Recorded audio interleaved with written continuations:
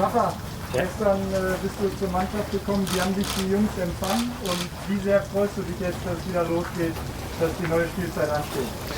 Rafa, hier, tu as joué en équipe. Comment est-ce que tu t'es fait bien venir dans l'équipe et est-ce que tu es optimiste pour l'année prochaine qui va commencer maintenant à 16h? Ouais, j'ai été très bien accueilli par l'équipe. Voilà, ils me connaissent très bien, donc forcément c'est plus facile. C'est pas comme si j'étais un nouveau joueur et que j'arrivais à ce moment-là. Mais voilà, après on va voir ce qui va se passer dans les prochains jours. Mais c'est vrai que j'ai hâte de m'entraîner avec l'équipe et de pouvoir voir les nouveaux joueurs qui sont arrivés. Ja, ich habe einen sehr guten Empfang hier gehabt. Das ist natürlich dann sehr einfach, weil ich eben nicht wie ein neuer Spieler mich erst reinfinden muss. Schauen wir, was jetzt passiert und ich freue mich drauf, eben wie es jetzt mit der Mannschaft funktioniert. Du bist mit einem neuen Spieler gestern angekommen. Was hast du dem denn erzählt über Borussia Dortmund und was hat er zum ersten Eindruck bekommen? Hier, un nouveau joueur est arrivé. Qu'est-ce que tu lui as raconté à propos de l'équipe et quelle impression est-ce qu'il a fait pour toi? Ouais, c'est vrai qu'on a beaucoup parlé dans l'avion et aussi dans la voiture, mais toujours en gardant nos distances, bien sûr, parce qu'il est un peu en quarantaine pour l'instant. Et voilà, je lui ai expliqué comment ça fonctionnait un petit peu ici au Borussia et aussi qu'on a hâte de voir le stade et de lui montrer aussi. Donc forcément, je lui ai parlé en bien du club et des supporters et je sais qu'il a hâte. Après, il n'a pas encore signé, mais j'espère qu'il le fera aussi. Ja, es ist wahr, wir haben gestern auf dem Flug und auch auf der Fahrt viel miteinander geredet, natürlich unter Abstand halten und er ist ja noch in Quarantäne. Ich habe ihm ein bisschen erklärt, wie es hier läuft und ich freue mich schon drauf, ihm das Stadion zu zeigen. Was ich ihm auch sehr gut erzählen konnte, war von den Fans des Vereins. Ja. Ja.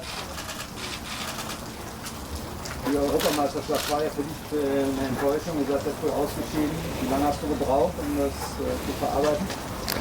Le championnat d'Europe était décevant pour toi. Combien de temps est-ce que tu as pris pour un peu se remettre de ça? Ouais, c'est vrai que c'est toujours difficile de perdre pendant l'Euro, mais après, voilà, la vie continue, c'est ce qu'il faut se dire. Il faut toujours avancer. Nous, on l'a gagné il y a 5 ans maintenant, donc forcément, il y a des déceptions quand on perd. Mais voilà, il y a toujours moyen de se rattraper. Il faut penser aux prochaines compétitions internationales, mais pour l'instant, il faut se concentrer sur ce qui va se passer avec le Borussia.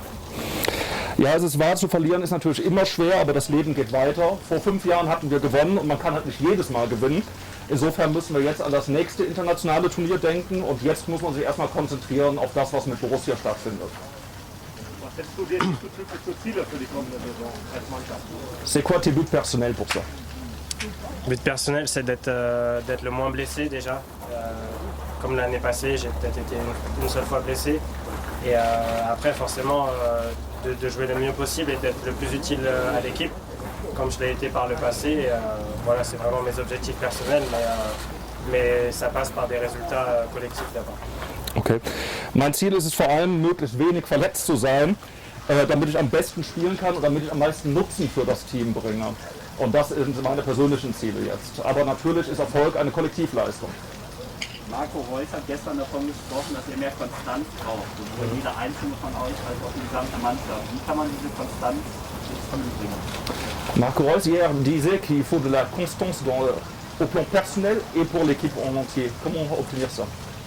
Ouais, ça passe par le travail, beaucoup de travail à l'entraînement, de bien connaître ses coéquipiers, de bien connaître aussi ce que le coach demande et voilà, ça passera par une belle entente collective d'abord en dehors du terrain et sur le terrain aussi.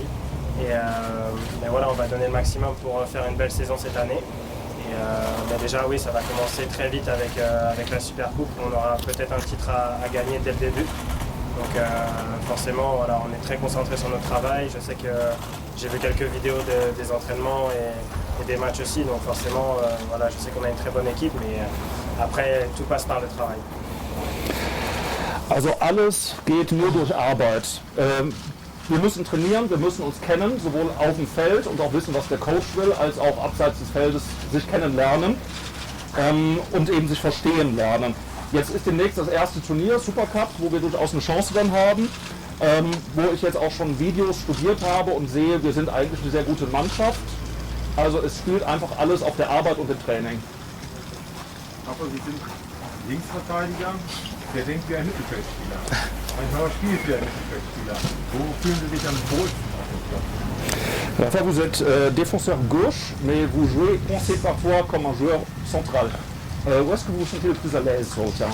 Comme je l'ai déjà dit par le passé, je préfère jouer latéral gauche, défenseur gauche. Mais après, voilà, je m'adapte forcément à où le coach me positionne sur le terrain.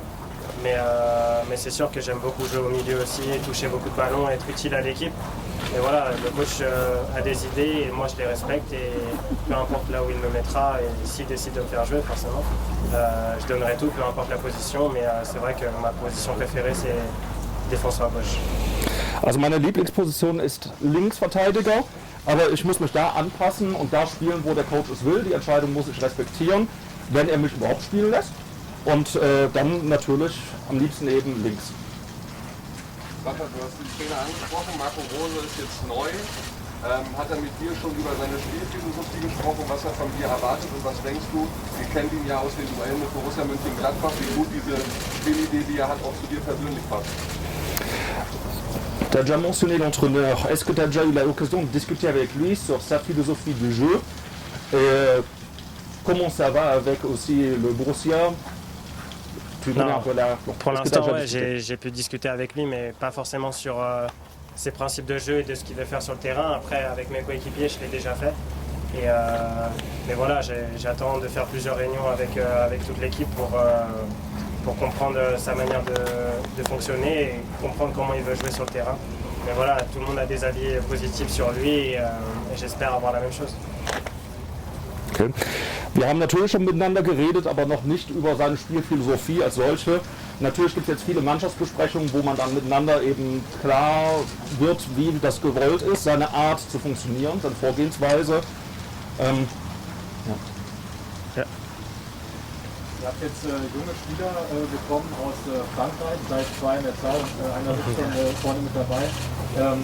Denn jetzt auch gerade mit deinen Französischkenntnissen und dass du ja auch eigentlich einer der Dienstälteren beim BVB mittlerweile bist mit 5 Jahren. Wie siehst du vielleicht deine Rolle da auch gerade diesen Spielern da so ein bisschen das Ankommen in Dortmund zu erleichtern? Vous avez eu deux nouveaux joueurs, très jeunes, français. Étant donné que tu parles également français et que tu es un des joueurs qui est avec le BVB pour le plus longtemps, maintenant 5 années, comment est-ce que tu vois ton rôle pour leur aider à arriver? Ouais, c'est vrai que maintenant, je commence à être plus âgé que la moyenne de l'équipe, donc forcément j'ai un rôle un peu de guide pour les nouveaux joueurs, surtout les Français, vu que quand ils arrivent ici, ils ne parlent pas forcément une autre langue, donc forcément je vais les aider au maximum.